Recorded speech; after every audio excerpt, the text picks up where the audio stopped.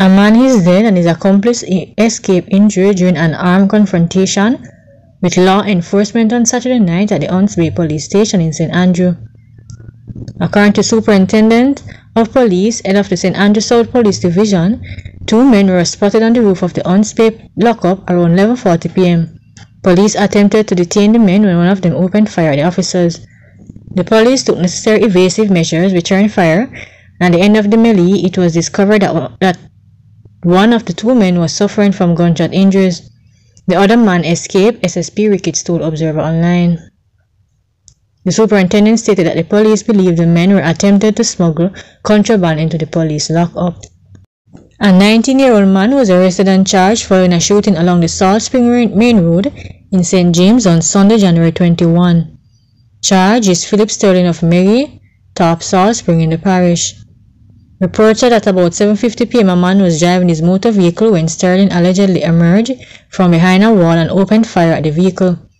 The driver of the vehicle escaped injuries and reported the incident to the police. An investigation was launched and Sterling was arrested and subsequently charged with shooting with intent, possession of a prohibited weapon, using a firearm to commit a felony, and possession of a firearm with intent to injure. His court date is being finalized. Lawmen assigned to the Falmouth Traffic Department have commenced a probe into circumstances surrounding a collision that claimed the life of 4 men on Rock Main Road in Trelawney on Sunday, February 18. The victims have been identified as 23-year-old Kimani Thompson, a fisherman of Falmouth, 24-year-old Andre Gonzalez, a photographer of Florence Hall, Falmouth, a 24-year-old Marco Williams of Pimento Walk, Ochuraya St. Anne, and 25-year-old Jason Reed, a lifeguard of Peace Street in Falmouth.